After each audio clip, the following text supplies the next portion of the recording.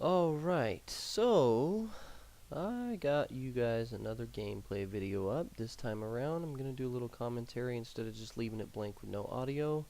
Thought maybe a little bit of music, but no, not this time. It's not too great, nothing really exciting, but little bit of ownage right here. Going 30-5 on free for all using a assault rifle, and just thought I'd leave a little bit of commentary. So some things I wanted to talk about, like first things first, the whole versus between assault rifles and SMGs. You know, you hear it all the time. These guys are always complaining, "Oh, you're using an SMG," same way that other guys will complain, "Oh, you're using a shotgun." That saying that it's overpowered and that it's just too much. But in all reality, we all know, like, the assault rifles are more powerful. It takes less shots to kill. I think the only downside is you don't run nearly as fast. You don't look as fast. You don't lay down as fast. I think that's the main issue right there. It's not that the SMGs are overpowered, but if you take a guy who's using this SMG against a guy who's using an assault rifle, SMG's most likely to win because he's able to move out of the way of the assault rifle guy. It's just a matter of moving faster. And I've noticed that too. When I have my SMGs, I'll tend to get more kills in a row faster. But honestly, prefer the assault rifle right now. Sometimes you're halfway across the map and there's a guy trying to kill you, and he's got a sniper rifle or LMG. And what are you gonna do with an SMG? Nothing but spray bullets around his head and not hit him.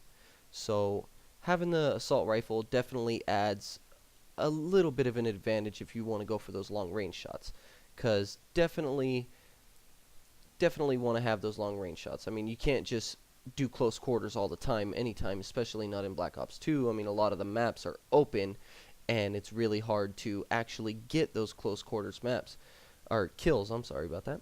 But as you can see, I mean, I try to stick to close quarters here in this map, and in any other gameplay for that matter. Whenever I play, I try to stick to close quarters, because generally my computer gets better frames per second when I'm in close, small areas like the corridors and hallways and buildings and stuff.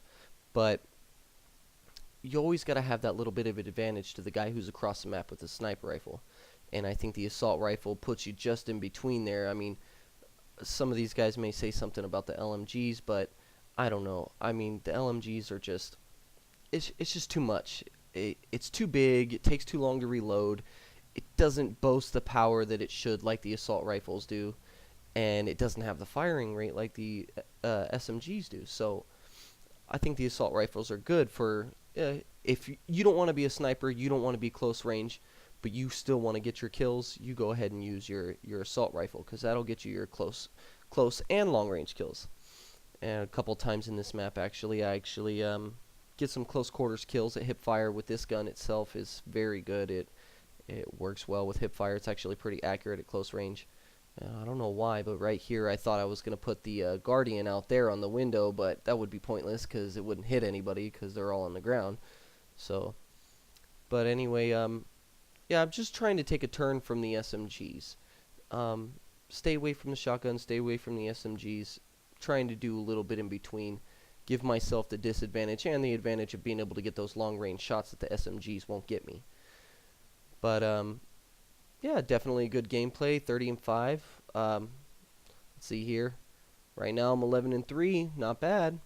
But I believe I got up to 19 kills when I had my 5 deaths, and I went from 19 to 30 without dying again, which is pretty good. I'm not a pro, but I get those matches every once in a while. Not really sure what else to talk about. It's the first time ever trying to commentate on a video, but let's see here. We could always talk about grenade attachments. You see, all I use is the shock charges. I do not prefer bouncing betties, grenades, semtex. I don't like them. I don't know why. Just it never gets me a kill. I always find myself throwing a bouncing betty. What happens? The guy crouches underneath it. Nothing happens. So I tend to use the shock charges mainly as a detector. Say, like, I want to cover this building. Well, there's only two entryways to the top other than the window, which I can cover myself. But what I'll do is I'll throw a shock charge at both entries and be in the window, check both windows, be able to pop a couple guys off from the windows. And then what happens when someone runs upstairs? Oh, I know exactly where they're at. They're either to my left or to my right. So it takes a quick look to run outside, look both ways, and see which way the stunned guy is standing. And it really helps having the shock charges. It's definitely an advantage. It's not like how you'd say like a flashbang. I mean, that's a good way to do it. You throw it um, around a corner and basically goes off. You get a hit marker. You know there's someone there. Well, this is a little different. I could set it and leave it and forget about it, and I'll just be running off doing my own thing. And oh no, a hit marker comes up on my screen. I'm still close to that spot. All I got to do is turn around and run. Get right back to that spot, get my kill. Alright, here's really nice actually. Watch this kill, you guys. Get my care package here. Managed to pick it up and then... Oh, wait, maybe not right here. It's a little bit later. Sorry about that. But anyway, yeah, the shock charge is definitely good. If you want to cover an area and know when someone's coming up behind you, shock charges, definitely use them all the time. Always do. It doesn't matter what class I'm using, knives or not. Definitely always use the shock charges. They help so much. Sometimes they don't get you the kill, but they always let you know when someone's coming. They always do.